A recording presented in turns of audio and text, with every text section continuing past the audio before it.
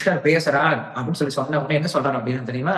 இது வரைக்கும் திருதராஷ்டிர உவாச்ச சஞ்சய உவாச்ச அப்படின்னு பேசிட்டு இருந்தவர் திடீர்னு கிருஷ்ணர் பேசுறார் அப்படின்னு சொன்ன உடனே கிருஷ்ணா உவாச்சன்னு சொல்ல, வசுதேவ உவாச்சன்னு சொல்ல இல்லையா, நாராயண உவாச்சன்னு சொல்ல இல்லையா, ஷாமசுந்தர உவாச்சன்னு சொல்ல, என்ன தெரியுமா சொல்றாரு? ஸ்ரீ பகவான் உவாச்ச அப்படின்னு சொல்றாரு.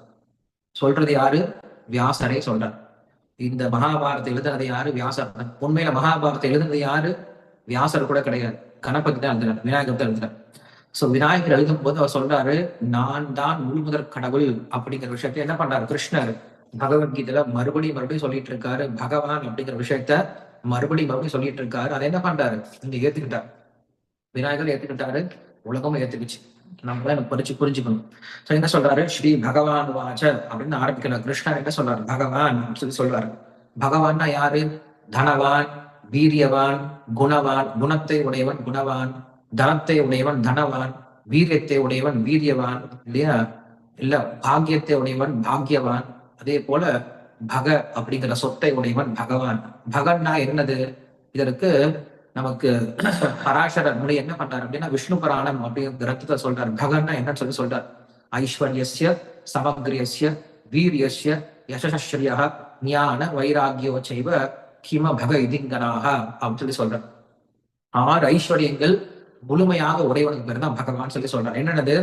ஐஸ்வர்யஸ்ச அழகு, முதல்ல பகவானை விட ரொம்ப அழகு யாருமே கிடையாது. ஐஸ்வர்யஸ்ச சமக்ரியஸ்ச வீரியா, வீரியம் அப்படின்னா அவருடைய சக்தி, பகவானை காட்டிலும் சக்திமான் யாருமே கிடையாது.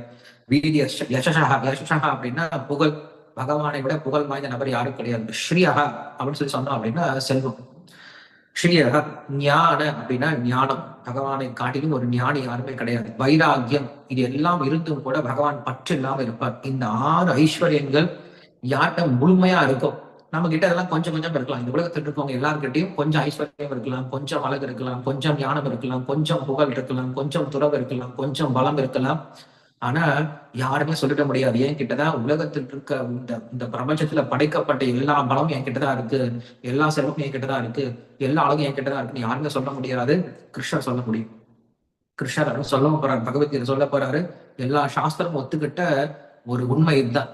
பகவான் அப்படின்னா பகவான் கிருஷ்ணன் மட்டும்தான். ஏன்னா கிருஷ்ணர் கிட்டதான் இந்த 6 குணங்கள் நிறைஞ்சு இருக்குன்னு சொல்றாங்க. அதனால கிருஷ்ணரை பகவான் கிருஷ்ணன் சொல்றோம். பகவான்ற வார்த்தை வேற யாருக்குமே நம்ம உபயோகப்படுத்துறது கிடையாது.